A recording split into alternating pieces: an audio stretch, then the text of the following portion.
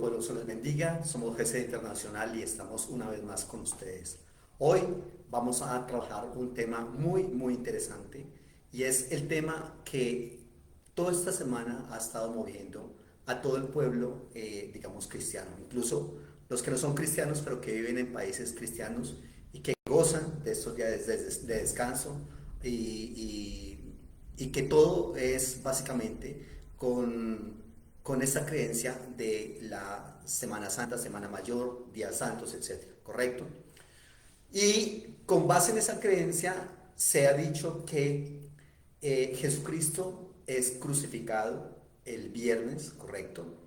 Y va muriendo el viernes en la tarde. De tal manera que recordemos que bajan el cuerpo de Cristo antes de que inicie el Shabbat, ¿correcto? Que para los judíos es muy sagrado. Y antes de que inicie ese Shabbat, que inicia el viernes en la tarde, noche ya, ¿correcto? Y entonces bajan el cuerpo de Cristo, ¿correcto? Porque está muerto y entonces Jesucristo está en ese estado de muerte desde el viernes en la tarde hasta el domingo en la madrugada. O sea que hoy es domingo. Se está celebrando en todo ese mundo cristiano precisamente la resurrección de Jesucristo, que según lo que reza el texto bíblico va resucitando el domingo en la madrugada, correcto, a las primeras horas de la madrugada, del día, es decir, 6, 5, 6, 7 de la mañana, algo así. Pero aquí hay una gran discusión y es bastante interesante porque ¿qué pasó en ese periodo en el cual Cristo estuvo muerto? Ese es un tema que ha traído muchísima discusión en la teología y se han trabajado una cantidad de versículos, se ha trabajado una cantidad de posturas intentando establecer qué pasó, qué hizo Jesucristo en todo ese tiempo, en todas esas horas, ¿ya? Realmente, como bien dice la Biblia, 3 días, así como Jonás estuvo 3 días y 3 noches, pero realmente Jesucristo no estuvo las 72 horas muerto, no, estuvo un tiempo, reitero, del viernes a sábado todo el día y el domingo en la madrugada. En la Biblia una porción del día se toma también como si fuera el día completo. Pero yo quiero hablarle hoy de este tema, del descenso de Jesucristo al Hades. Eso para algunos teólogos se le conoce con el nombre limbus patrum. Limbus patrum es una expresión latina y para eso vamos a leer un texto que es el texto base que se trabaja para eso. Primera de Pedro 3, 18 al 20. Dice así, Primera de Pedro 3, 18 al 20, porque también Cristo padeció una sola vez por los pecados, el justo por los injustos, para llevarnos a Dios, siendo la verdad muerto en la carne, pero vivificado en el Espíritu, en el cual también fue y predicó a los espíritus encarcelados, los que en otro tiempo desobedecieron, cuando una vez esperaba la paciencia de Dios en los días de Noé, mientras se preparaba el arca, en la cual pocas personas, es decir, 8, fueron salvadas por agua. Y se ha utilizado no solamente este versículo, digamos que este es como el versículo base para este tema, pero se ha utilizado muchos otros versículos para, digamos, como afirmar lo que se cree, según algunas posturas, que pasó en ese tiempo. Y de todas maneras, todos esos versículos, y no solamente para este tema, sino para todos los temas de la teología, que es algo muy denso, muy complejo, que es algo muy difícil de digerir, porque siempre cada temática tiene muchísimas aristas. Y siempre que nosotros veamos un texto y que haya, digamos, biblistas y teólogos que toman este texto para afirmar cierta idea, hay que preguntarnos siempre si soportan una exégesis para que nos diga esa exégesis si realmente esos versículos están hablando de ese tema o no. Para que nos diga esa exégesis si se está enseñando realmente ese concepto del cual se está hablando a partir de ese versículo. O si simplemente han sido asociados con el concepto, en este caso, del descenso de Cristo por parte de algunos teólogos y exégetas. Muchas veces a la Biblia se le hace decir cosas que ella realmente no dice y eso es un poco complicado. Hay otros versículos que se utilizan, reitero, para hablar del limbus patrum, del descenso al Hades de Jesucristo en el momento de su crucifixión y luego de su muerte. Salmo 16:10 dice, porque no dejarás mi alma en el Seol, ni permitirás que tu santo vea corrupción. Marcos 3:27 dice, ninguno puede entrar en la casa de un hombre fuerte y saquear sus bienes si antes no le ata, y entonces podrá saquear su casa. Aquí refiriéndose, según este Limbus Patrum, a que, a ver, Dios le está arrebatando, Jesucristo le está arrebatando muchas cosas a Satanás, pero primero tiene que atarlo, según dice este texto.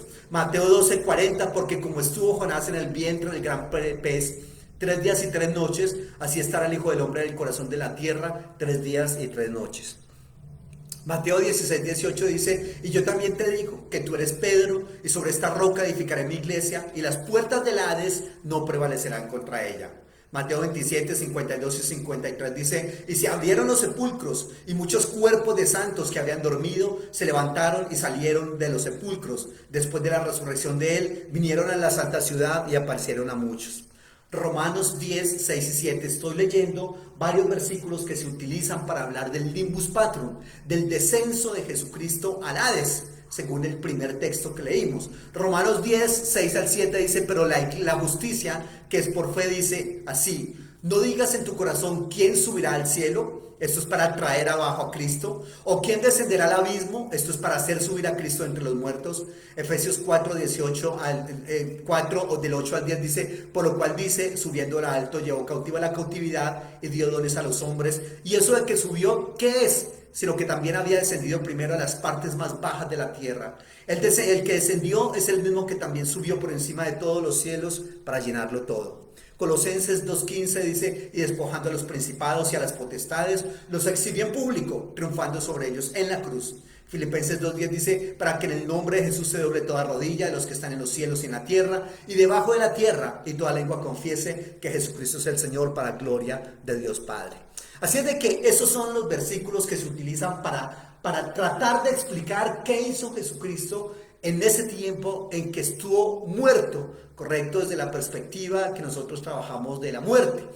Y ha habido muchísimas interpretaciones respecto a estos versículos que hemos leído. Por ejemplo, el San Agustín, Tomás de Aquino proponen que Cristo, en un estado preexistente, fue y predicó a los contemporáneos de Noé. Entonces la explicación de San Agustín y de Tomás de Aquino emplean un concepto que cuando nosotros hablamos de Jesucristo, se tiene que hablar de una cosa que es la preexistencia de Cristo. ¿Qué es eso de preexistencia? Que Jesucristo no solamente empezó a existir cuando se encarnó en un ser humano llamado Jesús, correcto, sino que él antes de la encarnación existía, porque según la teología cristiana, Jesucristo es eterno, porque Jesucristo es Dios. Y Dios es eterno, ¿correcto? Entonces no es que Dios empiece a existir cuando Jesucristo es entonces engendrado por el Espíritu Santo y nace en esta tierra. No, se dice que obviamente Él existía desde antes de la fundación del mundo, ¿correcto? A eso se le llama preexistencia. Ha existido permanentemente, siempre, no solamente cuando vino acá a la tierra. Y tomando esa preexistencia, San Agustín y Santo Tomás, o Tomás de Aquino, proponen que Cristo, en esa preexistencia, es decir, mucho tiempo antes de que fuera encarnado en la persona de Jesucristo, fue y le predicó a los contemporáneos de Noé. Recordemos que Noé es aquella persona, según el versículo que leíamos ahora, que construye el arca para que las personas sean salvas allí, por lo menos 8, ¿no? Entonces se propone que es una referencia a la predicación de perdición, de condenación por parte del Cristo personificado por Enoch, a los ángeles caídos que se habían casado con mujeres humanas. Cuando nosotros leemos allá Génesis capítulo 6, del 1 al 4, leemos que los hijos de Dios vieron que las hijas de los hombres eran hermosas y entonces tuvieron sexo con ellas, y de ahí vienen entonces los gigantes. Recordarán ustedes, esos hijos de Dios de los que habla allí Génesis 6 del 1 al 4 son los ángeles del cielo, correcto. Entonces aquí lo que está proponiéndose en esta segunda postura, la primera era que el Cristo preexistente fue y predicó a los contemporáneos de Noé. Una segunda explicación para este versículo o para este tema del Limbus Patrum es que ese versículo que leímos inicialmente de Primera de Pedro 3, del 18 al 20, es una referencia a la predicación de perdición, de condenación por parte del Cristo preexistente, ya no en la época de Noé, sino en la época de Enoch, personificado en Enoch, y que fue y le predicó a los ángeles caídos que habían tenido relaciones sexuales con las mujeres. Porque aquí se tiene también un tema muy importante, y es cuál es el origen de los demonios, ¿ya? Y eso es bastante fuerte, porque origen de los demonios como tal en la Biblia no se tiene. Se tiene una idea, un mito que hay allí, que en algunas enseñanzas anteriores les he hablado del mito de Baal muriendo y resucitando, y a Ashar, que va a tratar de usurpar su trono, y le queda grande el trono y se viene enojado para la tierra a revolucionar todo esto, y de ahí sale el mito de Satanás, que se revela y se trae una tercera parte de los ángeles del cielo, ¿correcto? Pero realmente no hay un origen explicado en la Biblia, reitero, para esto de los demonios o de los ángeles caídos, ¿correcto? Aquí lo que se quiere pretender es que esos ángeles caídos pueden ser esos demonios de los cuales la Biblia nos habla, o espíritus inmundos de los cuales la Biblia nos habla en muchos lugares. Esa es la segunda opción para esto. Entonces, según esto, los que Pedro llama los espíritus encarcelados serían las personas de esa época. Aquí ya están hablando es de personas, algunos hablan de personas, otros hablan de ángeles caídos. Fueron las personas de esa época, y que Cristo fue a predicar a ellos en el espíritu. En el caso de Noé, quien fue llamado pregonero de justicia, segunda de Pedro 2:5. Y entonces ellos proponen otra traducción para primera de Pedro 3:18-20. Cristo murió una sola vez por los pecados, el justo por los injustos, para acercarnos a Dios.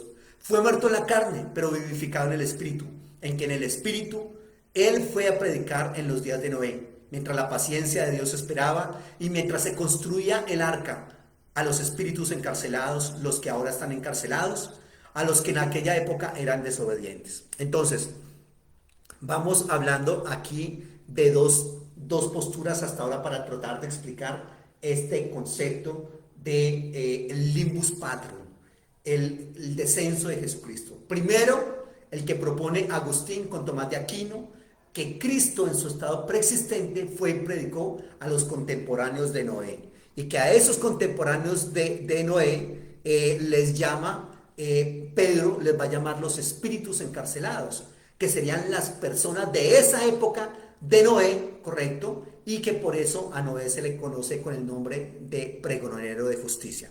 Y la segunda postura que les he dicho es que ese texto de Pedro se refiere también al Cristo preexistente, pero ya no personificado en Noé, sino en Enoch, ¿correcto? Y que le va a predicar a los ángeles caídos de Génesis 6 del 1 al 4, ¿ya? Entonces, allí, según la postura de Jesucristo predicando a los contemporáneos de Noé, básicamente lo que dicen es que mientras Cristo estaba con su cuerpo en la tumba, pero que Pedro no está explicando esa parte, sino que no es que mientras que el cuerpo de Cristo está en la tumba, entonces Jesucristo está en el limbus patrum, en el Hades, sino que más bien Pedro está mostrando que fue el Espíritu de Cristo en el tiempo de Noé, que fue a predicar la justicia de los que rechazaban la gracia de Dios, ¿ya? Entonces, allí ese es un concepto en cuanto a Noé. Y en cuanto a Enoch, como les he comentado, Génesis 6 del 1 al 4, y se dice que Enoch fue y les predicó a los ángeles que se habían casado con mujeres humanas, ¿ya? Entonces, un tercer aspecto dice que durante la ascensión Jesús fue a los espíritus en las esferas más elevadas, y allí, pues, ¿cuáles espíritus? ¿Ya? Básicamente, con base en cualquiera de estas cuatro interpretaciones, el pasaje no tiene como una conexión con el descenso de Jesucristo o antes o después de la muerte, ¿ya? Entonces ahí están esas primeras interpretaciones que le di. Hay otras interpretaciones que entienden que el texto se aplica a lo que aconteció en la muerte de Cristo o después de ella. Entonces, una de esas posturas es que después de la muerte de Cristo, Él fue a los espíritus humanos difuntos que cuando en la época de Moisés vivieron, ahora en la época de Cristo obviamente muertos, o no solamente en la época de Moisés, sino en otras épocas, y que les predicó un mensaje de esperanza y de salvación. Allí bastante fuerte eso, porque eso significaría que hay una oportunidad de arrepentirse y creer después de la muerte, ¿ya?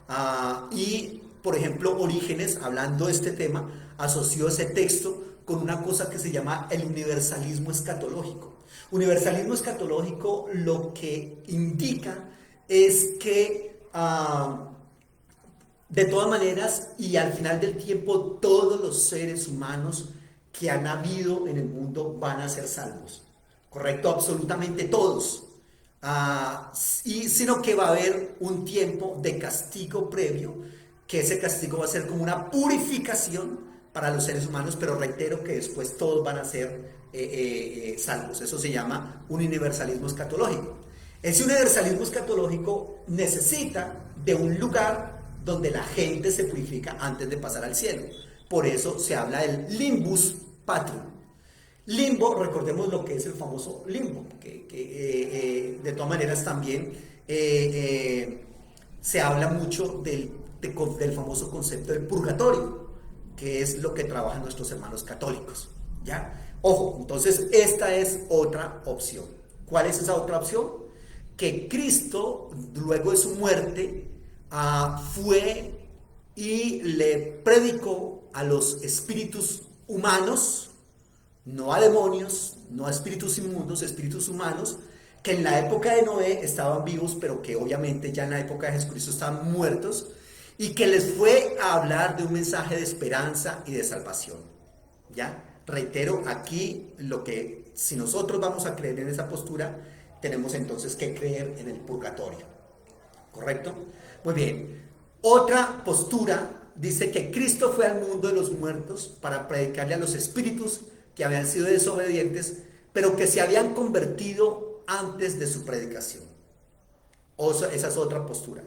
Ya les he hecho como 5 posturas. Cristo fue al mundo de los muertos para predicarles a los espíritus que habían sido desobedientes, pero que se habían convertido antes de su predicación.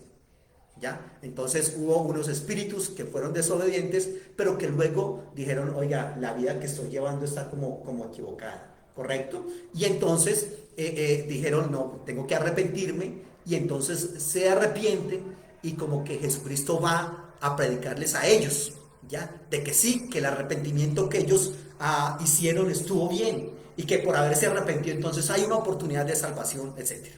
¿Ya? Entonces, ese es el asunto. Una otra postura, sexta, dice que después de su muerte, Cristo fue y proclamó su soberanía y la perdición de los ángeles caídos de Génesis 6, del 1 al 4. Entonces, aquí lo que se propone es que, a ver, después de la muerte de Jesucristo, ¿qué fue lo que él fue a hacer allá cuando la Biblia dice que descendió al Hades? Pues sencillamente que Cristo fue a decirles a los ángeles caídos, aquí estoy yo, soy soberano, les estoy demostrando mi soberanía y les estoy demostrando también que ustedes están perdidos, que ustedes están condenados para siempre. ¿A quiénes? A los de Génesis 6 del 1 al 4, los hijos de Dios que tuvieron sexo con las hijas de los hombres porque vieron que eran hermosas. Entonces allí, mire cuántas posturas hay de esta parte. Una postura más dice que Cristo fue y les predicó a los muertos inconversos un mensaje de la victoria de Él y de la perdición de ellos. Aquí, diferente a la postura anterior, aquí ya no estamos hablando de los espíritus inmundos o demonios, sino de los difuntos, de los muertos, seres humanos muertos, inconversos, y que Jesucristo va y les da un parte de victoria de Él. Miren, ustedes no creyeron en mí, no creyeron en Dios y ahora están condenados. Y vengo a mostrarles que lo que se les dijo de la ley de Dios era verdad. ¿Sí ven cómo es el asunto? Miren cuántos conceptos hay allí a partir de un versículo, ¿ya? Entonces, el concepto del descenso de Cristo se incorporó a los credos cristianos por allá a finales del siglo IV después de Cristo. Y obviamente, aunque se cree, y hay algunos que dicen que tienen algunas lecturas y algunas escrituras de los padres de la iglesia, es decir, de la época de la patrística, en la cual ellos se refieren al descenso de Jesús al Hades, pues ese concepto del descenso aparentemente no se incorpora a los créditos cristianos sino hasta finales del siglo IV. Entonces, si hay esos, digamos, esos escritos de la patrística, ¿dónde están? ¿Correcto? ¿Por qué no se había dicho de esos escritos y por qué no se había, digamos, como consignado en los credos antes del siglo IV? Así es que, por ejemplo, el concepto del descenso de Jesucristo al Hades fue expresado en los credos arrianos, adoptados en una ciudad que se llamó Sirmio, otra ciudad que se llamó Arimino en el 359 después de Cristo. O en otra ciudad donde había también otro credo, una ciudad que se llamaba Niquea, en el 359 también se adoptó en el credo de esa ciudad. Y en Constantinopla en el 360. Y en el concilio ecuménico de Constantinopla en el 381 se condenaba a aquellos que negaran que el Logos en su alma razonable había descendido al Hades. Entonces, ojo que en el concilio ecuménico de Constantinopla, reitero, en el 381, ya se dice, un momento, la persona que diga que Jesucristo no descendió al Hades luego de su muerte, en un alma razonable, es un hereje, ¿ya? Y está condenado. Y a comienzos del siglo V, el credo de los apóstoles, tal como era empleado por la iglesia, una iglesia de una ciudad que se llamaba Aquileia, contenía las palabras descendió al infierno, pero ni la iglesia de Roma ni las iglesias orientales habían agregado ese concepto de que había descendido al infierno, ¿ya? Así es de que hay muchos puntos de vista respecto al propósito o el efecto del descenso de Jesús al Hades. Muchos de los padres latinos, muchos de los escolásticos medievales sostenían que el descenso de Jesucristo tuvo como resultado la liberación o la transferencia al cielo de los redimidos o de los creyentes de la época del Antiguo Testamento. Entonces fíjense que hay mucha gente, y usted ha escuchado, que hay gente que dice que cuando Jesucristo murió, Él lo que hizo fue tomar a todas esas almas del Antiguo Testamento y de toda la época antes de Él, que estaban por allá en el Hades, y que las llevó entonces al cielo a vivir allá, ¿correcto? Entonces esa es otra postura. Lutero, por ejemplo, dice que Cristo en cuerpo y alma descendió al infierno, entendiendo el infierno como la residencia de los condenados, para conquistar al demonio y hacer que los beneficios de esa conquista estuvieran disponibles para los creyentes. Por lo tanto, el descenso era visto como la primera etapa de su exaltación. Entonces Lutero lo que está diciendo es, a ver, eso de que Jesucristo descendió al infierno, eso es literal. ¿Y por qué al infierno? Porque en el infierno antes de Jesucristo estaban la gente que se había salvado, pero estaban allí, ¿correcto? Y necesitaban ser liberados de allí. ¿Y cuándo fue ese momento de liberación? Cuando Jesucristo fue crucificado, murió, Él va al infierno y Él saca de ese infierno a estas personas. ¿Listo? Entonces eso es lo que propone eso. Eso sí, los demonios sí se quedan allí condenados. ¿Listo? Calvino y los teólogos reformados dicen que el descenso consistía en que Cristo soportara la venganza de Dios y el abandono de Dios por ser Él nuestro Salvador sustitutivo. Yo siempre les hablo de que la muerte de Cristo es una muerte vicaria, ¿correcto? Es decir, en lugar mío.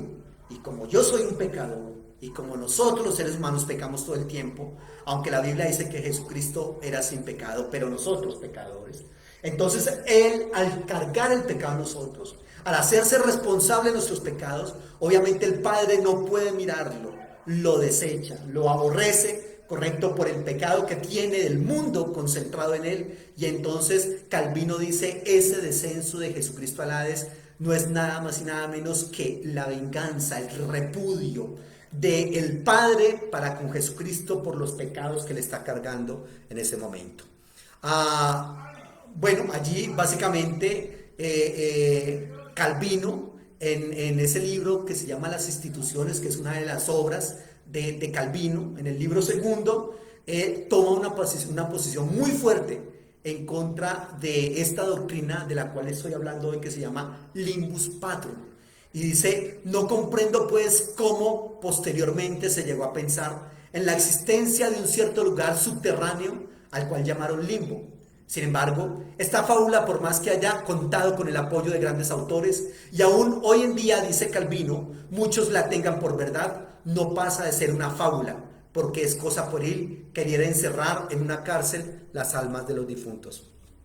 Así es de que Calvino interpreta la frase en el credo apostólico, esa frase que les decía ahora, descendió al infierno, como una metáfora para describir los sufrimientos de Cristo en la cruz.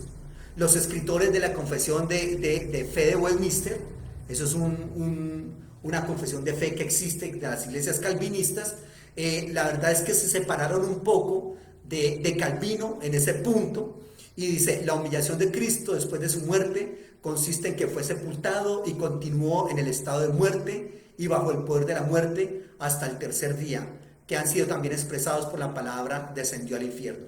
Entonces, el catecismo de Westminster o la confesión de fe de Westminster, que son, reitero, digamos como el corpus de las creencias, del dogma de las iglesias calvinistas, dice, un momento, allí esto de que Jesucristo descendió al Hades, a lo que se refiere es que, reitero, la humillación de Cristo después de su muerte consiste en que fue sepultado y continuó en el estado de muerte y bajo el poder de la muerte hasta el tercer día, que ha sido también expresado por las palabras descendió al infierno. Es decir, para los calvinistas, en la confesión de Westminster, simplemente descendió al infierno es estar muerto. Pare de contar, ¿ya? Teodoro de Beza y otros autores consideraban el descenso como un sinónimo de la sepultura de Cristo. Entonces fíjense que para muchos acá, ¿qué es eso de descender al Hades? ¿No? Simplemente la sepultura, estar muerto, ¿ya? A partir de la Ilustración y hasta el siglo XX, algunos han interpretado este descenso de Cristo como la ocasión en que Cristo anunció el Evangelio del perdón y de la reconciliación a aquellos que habían muerto sin salvación. Aquí vuelve y se habla de esa situación. Lo que pasa es complicadísimo, porque si usted cree esta postura que le acabo de leer, que el descenso de Cristo es la ocasión en la cual Cristo anuncia el Evangelio del perdón y de la reconciliación a aquellos que habían muerto sin la salvación, aquí volveríamos nuevamente a hablar del universalismo escatológico. Y ese universalismo escatológico tendría que proponer lo que nosotros conocemos como el limbo o como el purgatorio, ¿correcto? Y allí usted tiene que construir. Todo esto yo le estoy diciendo, usted recuerde que yo siempre lo que hago es darle una cantidad de información, ¿correcto? Y usted toma la decisión. Yo no le voy a decir a usted en qué cree, en qué debe creer, eso es decisión suya, pero recuerde que la creencia que usted obtenga de eso tiene que reconocer que posteriormente habrá unas consecuencias y que usted le tiene que dar cuenta a Dios de la manera en que construyó su propia teología. Porque yo aquí lo que estoy haciendo es dándole una cantidad de información para que usted construya su propia teología, ¿correcto? La doctrina contemporánea de ese tema del descenso de Cristo y las múltiples interpretaciones de 1 de Pedro 3 del 18 al 20 y la múltiple cantidad de respuestas teológicas con respecto a ese propósito o el efecto, los efectos del descenso de Jesucristo al Hades han hecho que sea bastante difícil que los cristianos modernos afirmen, clarifiquen o desechen alguno de estos puntos. Si se da cuenta que no es tan fácil lo que les estoy diciendo, Y reitero, lo que pasa es que sea una u otra postura que usted tome, no solamente la postura como tal, sino una cantidad de cositas que están ahí alrededor de ella. Así es de que en el sermón de más antiguo registrado, y que lo dio un apóstol, se encuentra allí en el libro de Hechos. Y ese sermón fue dado después de la resurrección de Jesucristo, y en ese momento el predicador está basado en el Salmo 16:10, donde dice que el alma de Jesús no fue abandonada, no fue dejada en el Hades o en la muerte o en el sepulcro, y no especifica si se trata del infierno propiamente dicho, y que su carne o su cuerpo no vio la corrupción o no se descompuso. Estoy hablando de Hechos 2, 27 al 31. En el 27 dice: porque no dejarás mi alma en el Hades, ni permitirás que tu santo vea corrupción. Y en el 31 dice: viéndolo antes, habló de la resurrección de Cristo, que su alma no fue dejada en el Hades, ni su carne vio corrupción. Y en el Hechos 2:24 dice: debido a que Dios le levantó de los muertos, al cual Dios le levantó de los muertos, suelto los dolores de la muerte, por cuanto era imposible que fuese retenido por ella. Y en el versículo 32 dice: a este Jesús resucitó Dios, del cual todos nosotros somos testigos. Y todos esos versículos anteriores enseñan que entre la muerte y la resurrección de Jesucristo, Él estuvo en el Hades, el ámbito de los muertos, pero no indica que allá en el Hades Jesucristo haya desarrollado alguna actividad. ¿Correcto? Claro, ya le dije una cantidad de posturas que hay allí que la gente tiene para hablar de cómo se traduce ese versículo de Primera de Pedro 3, 18 al 20. Pero finalmente, ¿cuál actividad nos dice allí que Jesucristo fue a hablar? Claro, algunos dirán: no, pero ¿cómo que no? Si ahí dice que fue y predicó a los espíritus encarcelados, ¿ya? Pero la presencia de Jesús en el Hades parece ser como la faceta esencial de esa doctrina, aunque siempre obviamente es una doctrina relacionada con la resurrección. Pero si se decide interpretar 1 Pedro 3:19 como una misión de predicación por parte de Jesucristo en el Hades, esa doctrina también debe extenderse y explicar: predicó a quiénes, predicó con qué fin y con qué resultados predicó. Y ahí vienen entonces las posturas que le dije desde el inicio, de las cuales se ha tratado de decir qué fue lo que pasó allá. ¿Ya? ¿A quién les predicó? ¿A la gente contemporánea de Noé? ¿A quién le predicó? A los contemporáneos de Enoch. ¿A quién le predicó? A los ángeles caídos de Génesis 6 del 1 al 4. ¿Ya? ¿A quién le predicó?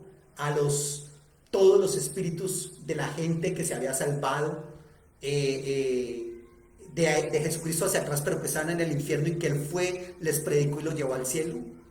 ¿A quién le predicó? A Satanás y los demonios, diciéndoles: gané, como restregándoles en la cara su triunfo en la cruz.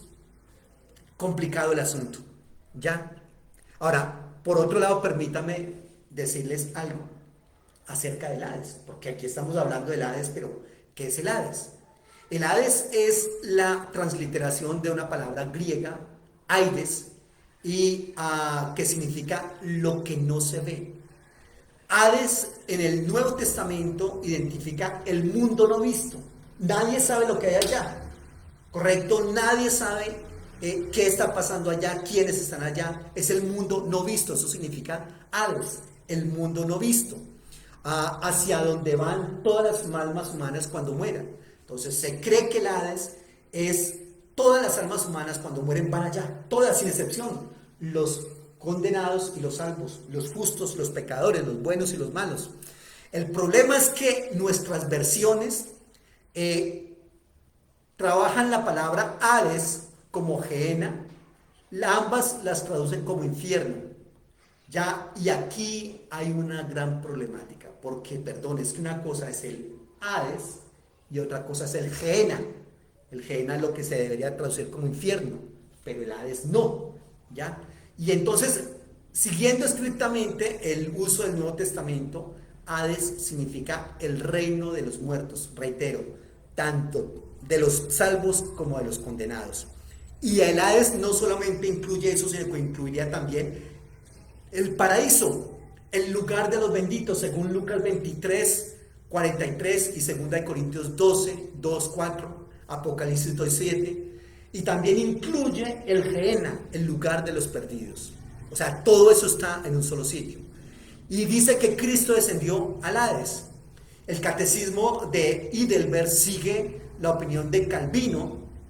Recuerden qué fue lo que dijo Calvino, que esa palabra descendió al Hades, lo que significa son los sufrimientos de Cristo en la cruz. Pare de contar. Ningún Hades allá ni ningún infierno. El Hades para Calvino es los sufrimientos de Cristo en la cruz del Calvario. Y en el credo apostólico el infierno tiene el significado de Hades, o el del lugar y el estado de los espíritus que se han ido.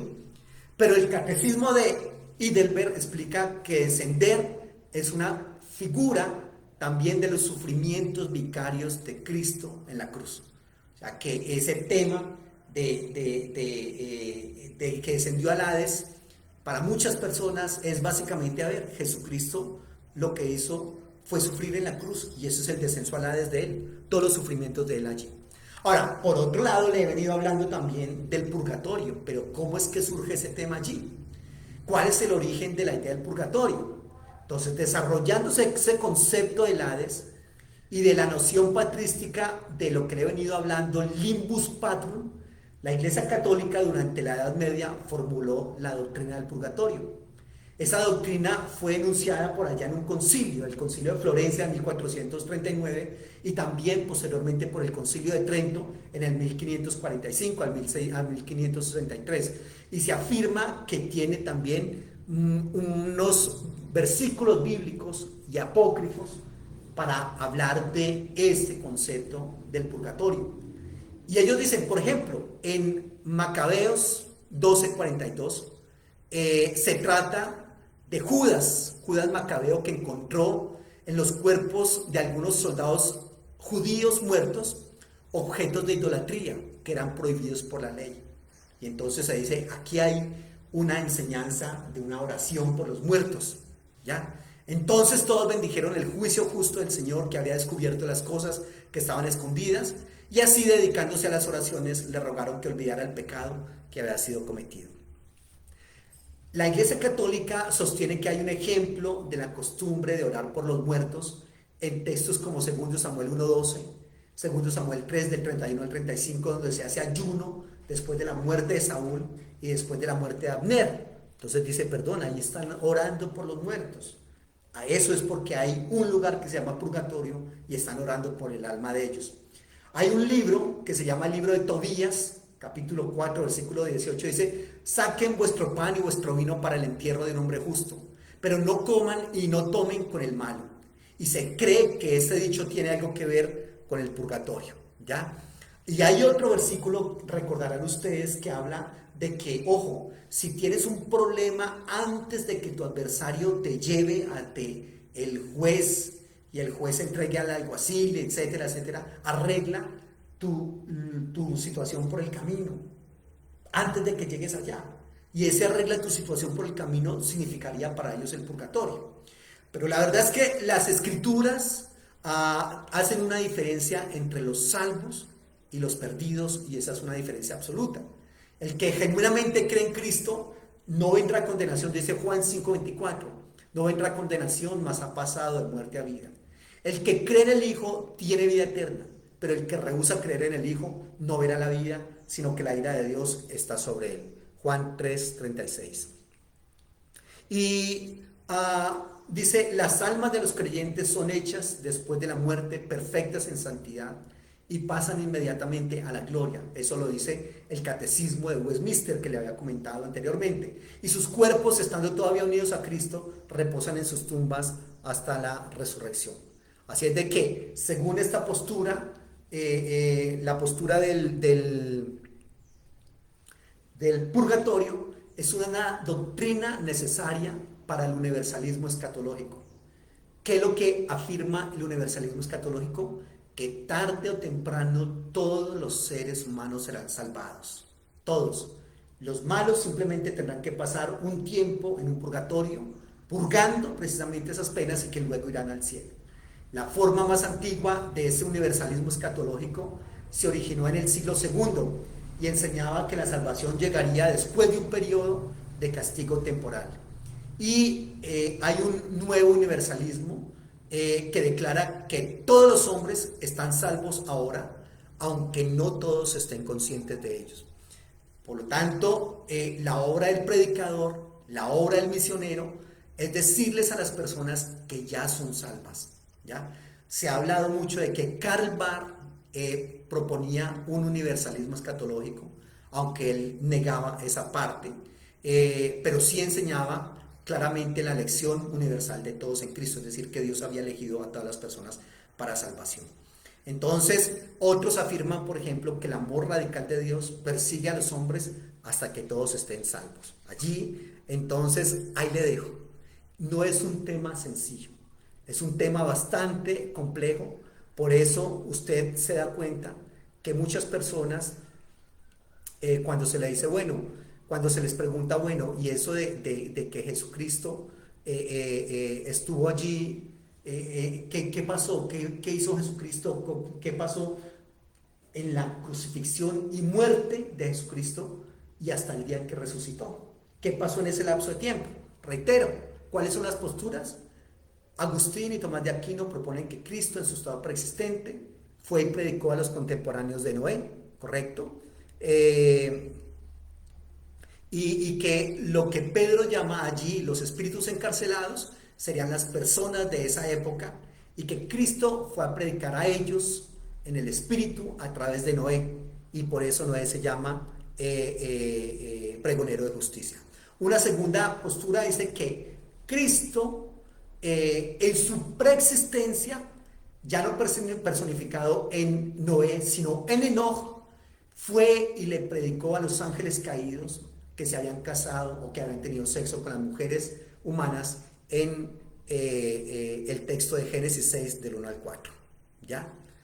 Otra es que durante su ascensión Jesús fue y predicó a los espíritus con las esferas más elevadas. Y que otra es que después de la muerte de Cristo fue a los espíritus humanos difuntos de la época de Noé y de otras épocas y predicó un esperanzador mensaje de salvación, lo que significaría que hay una oportunidad de arrepentirse y creer después de la muerte. Todo esto ya lo desarrollé, ¿correcto? Otra es que Cristo fue al mundo de los muertos para predicarle a los espíritus que habían sido desobedientes, pero que se habían convertido antes de su predicación. Y otra es que Cristo fue en su muerte y proclamó su soberanía a los ángeles caídos y la condenación de ellos. Entonces, aquí estoy yo, soy soberano, estoy venciendo, ustedes están condenados. ¿Ya? Otra es que Cristo fue y les predicó a los difuntos inconversos un mensaje de victoria y la perdición de ellos. Ya no espíritus inmundos, sino seres humanos muertos, inconversos, y diciéndoles, ustedes no creyeron en mí, ustedes murieron, están condenados, yo era la salvación. Entonces allí está ese asunto. Ahora, aquí yo siempre tengo la costumbre de simplemente colocarles todos los aspectos allí en una mesa y decirles, ustedes escojan. No quiero ser responsable de lo que ustedes construyan, tampoco quiero ser tan abusivo de decirles, ustedes deben pensar en esto. ¿Qué creen? ¿Qué piensan? ¿A qué conclusión llegan con este concepto del descenso al Hades de Jesucristo en su muerte? Ahí les dejo y ruego al Todopoderoso que nos dé sabiduría y que nos dé esa capacidad, ese criterio, ese carácter, ese temor de Él, ese deseo de relación con Dios, de construir a partir de lo que les dije hoy algunos conceptos de eso. Teniendo en cuenta que si se asumen unos, si se aceptan algunos, hay que desechar otros. Y usted ya tendrá en cuenta qué desecha, qué asume, en qué cree y en qué no cree.